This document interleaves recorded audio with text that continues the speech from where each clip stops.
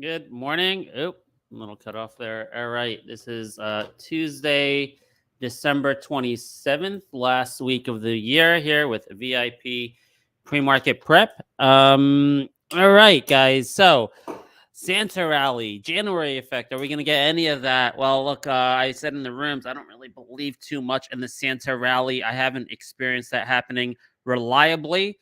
If anyone has data, I did put that note out there. You can share that data with us. But what happens more reliably is the January effect, where microcap stocks that are oversold due to tax loss selling could have a good movement from now till through the first week of January. You can see SPY QQQ is, and look, I am further emboldened by the thesis I've had for a while that the move we've had in QQQ and SPY so far has not even been a bear market. It's just been pulling back from the excess COVID liquidity. You can see the pre-COVID high there. So I'm really of the position that we're just starting to enter a bear market due to recession. And that's most reflective in QQQ. In Apple, you can see they're still very elevated, way above the pre-COVID highs. These have a lot to fall. And the fact that Tesla has been destroyed, I think, actually lends credence to the idea that they're coming for Apple next. This type of price action in a mega cap, this is earnings compression you're seeing here, some worries about earnings due to recession. I think that's going to come to Apple. I think 2023 is going to be a rough year. So we're continuing to stay on red alert in the fund I'm advising for, which means 2-to-1 long versus short. 2-to-1 long versus short for our long positions. The fund I'm advising for, where primarily 75% of that money is for trading and selling options, very liquid. But as far as the long positions, 2-to-1 short, I feel pretty confident about that. I think 2023 is going to be a rough year. So, in any case, let's move down into some individual stocks. Tesla looks like it's making a beeline for 100. So thank you, Vince. Vince made a great prediction that if it breaks 140, it's going right to 100. And turns out so far it looks like he was right. So I'm staying out of the way on Tesla for the time being. All right, check it out. We're going to get into some individual stocks. Several of these are swing names, which continue to have great charts from the end of last week. But first, let's cover some news. Actually, let's go to PTE first. PTE, you can see, is up here 22%. They're being bought out for $1.05, I believe, $1.03. 103 buyout over here. This is a stock that many of you know from Matt Kolb in our community. So if you still have that, or if you averaged down on this recently, congrats. It's over a 3-month high. So buying the dip here in the last 3 months turned out to be good. I'm actually not benefiting from this. I held it for a long time. I finally gave up last week, but I did use that money for other trades that were doing pretty well. So, but yeah, I do wish I made room to hold on to that. PTE being bought out now. A letter of intent for $1.03, so it's not 100% solid. APPH, I saw this morning. This has been our watch list as a microcap agriculture company. Sale leaseback this morning for $127 million with a market cap of $61 million. I saw this. I jumped on it right away at 59 cents. Now, they have, this is not a fundamental play. This is not a long-term investment. It might be if people do the due diligence on this and convince us that there's a bottom here. But as of right now, this is just a trade for me. I see the resistance here, the 20 DMA at roughly 75 cents. But it's possible that this makes a much, much bigger move today based on this 127 million cash. I think they're netting closer to 100 million cash. I'm not sure where the net's coming from, but I saw someone on StockTwits say the net is about 100 million. Maybe he's calculating. Yeah, it's probably calculating 30 million bridge loan being paid off over there. That may be what that is. But in any case, this is a big unlock of value. The question is, was it priced in before? I would bet it was not fully priced in, but some of it may have been priced in. But anyway, I like the risk reward here when I got in at 59 cents with a initial target of 70 to 75 cents there at the 20 DMA. And again, there's the possibility this thing has a significant move, like 100% move today is possibly in the cards. I'm probably not going to hold for all of that move, but I will start selling if it reaches 70, 75 cent area. All right. So, right, we can find good opportunities even in a down market. So, APPH, one of them. Now, let's move into some of the swing stocks from last week, still looking really good here in pre-market. CLF, the steel stock, look, it's held most of its gains through a market that was pretty rough last week. And that's because of the news of increased margins going into 2023, selling steel for higher prices and lower input costs, both sides of the equation. That's amazing. So I think this one, I told you this is a swing move to 19 plus. I think that's in play still. CLF at that 200-day moving average.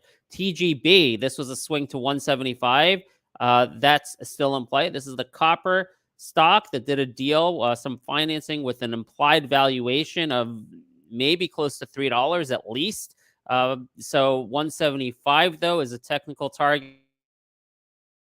Was up last time I saw it to a 6-month high, I believe it was. Multi-month high. I don't know if it was 6 months or 3 months. So TGB looking good for today, looking to outperform as it moves towards the swing target of $1.75. And you can see where I get that from. All these candles here used to be support, then it became resistance. That's a clear, easy read on the chart. Doesn't mean it gets there, but 175 is the clear resistance level on TGB.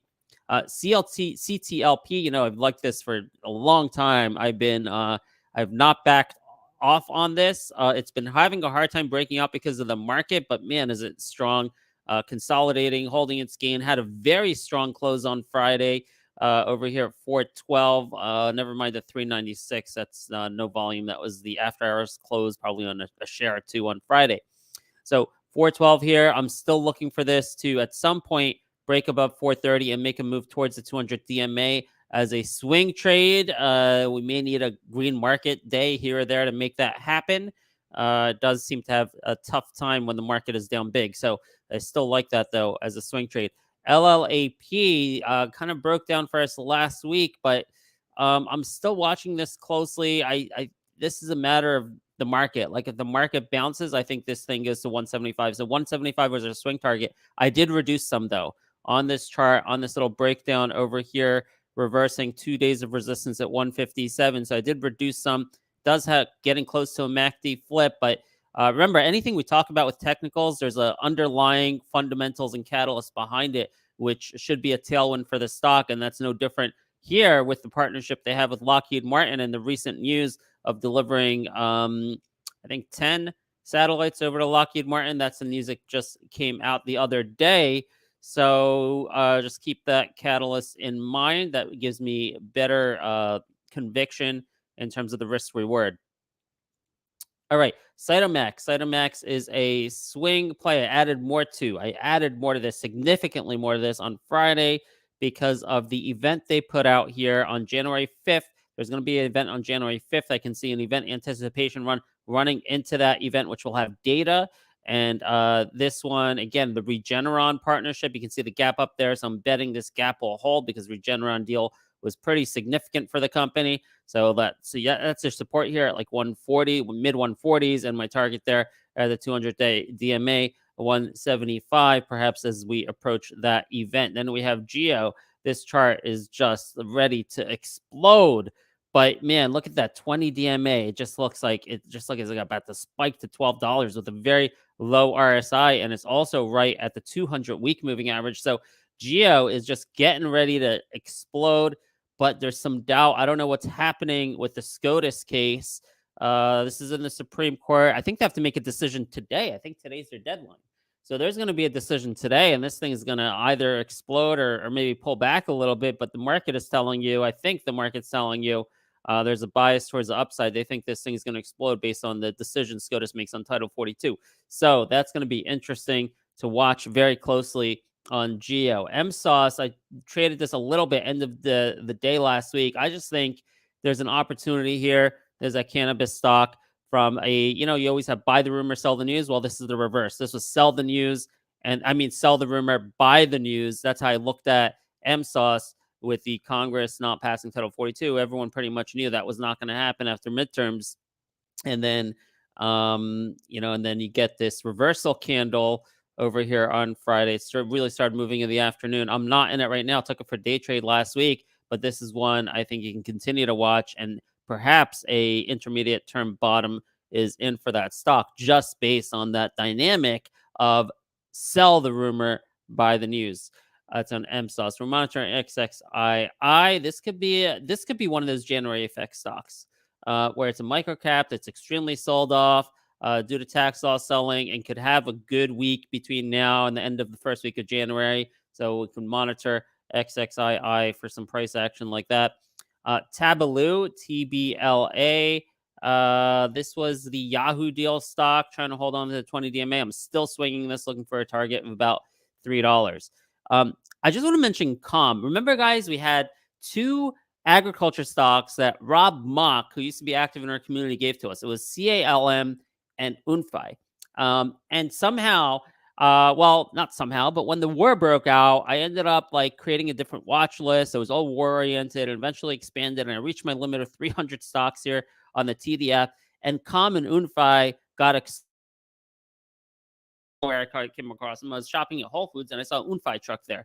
So I saw the truck and it reminded me of Rob, and I looked up COM and UNFI. I looked at these stocks and I'm like, COM has completely exploded. This is the egg stock. So we totally missed this. I wish we still had that. You know, we put it back into our watch list as one of the agriculture stocks in our new FANG theme. Fuels, agriculture, right? Aerospace, nuclear, gold, and minerals. But alas, we didn't. And COM, I'm just bringing it up because it has earnings tomorrow. So this is an earnings run up. The last earnings report was really, really good. The PE here shows 11, but it's more like a 6 or 7 if you annualize the earnings from 3 months ago. So, you know, egg prices have been sky high. I'm not advocating buying this or selling it or anything, but I'm like, hey, just keep it on watch. All right. Well, shame on me for not watching this closer, but this is a solid company, very cheap. Egg Boom is really benefiting COM, CALM. So we have that now on watch for earnings tomorrow. And I got UNFI back on my watch list as well. And that stock has been doing not as good, actually. Let's just quickly look at it. UNFI has been kind of stuck, for a year, right? It's been stuck. It had that big run that, Rob called unbelievable. And then we've been stuck for a year. So anyway, that's back on my watch list as well. All right, guys. So wrapping it up, let's go and look. I'm still not surprised about the market being down. Who knows? Maybe there's a little bit of a Santa rally there, but I'm not betting on that. I am betting on the market being down significantly in 2023. As far as today goes, well, let's see. How close can Tesla get to 100? APPH, can we reach that 74.75 initial target at the 20 DMA? CLF, let's see if that can have continuation. TGB looks like it already is having nice continuation towards the $1.75 target. CTLP, going to be hard to buck the market trend, but one of my favorites right now. And then we'll just see if LLAP or CTMX develop, and GEO, a big one to watch today. Probably going to be very volatile, and we're going to get that Supreme Court decision today or after the close. So that one can be very interesting. Guys, thanks for joining us. We'll be chatting in the rooms, and good luck. And as always, make sure to give your opinions, give your feedback in the rooms. We can't do this without you. Part of the story trading philosophy is that all market participants matter. All opinions matter. We don't care what a stock is worth from an objective point of view. We care what the market thinks it's worth. So to understand what the market thinks it's worth, we have to understand and be open-minded to hear about all perspectives. So even if you think you're a novice, doesn't matter. Let us know what you think about a stock. It helps us understand and explain markets. Thank you, everyone. Thanks for joining. See you soon.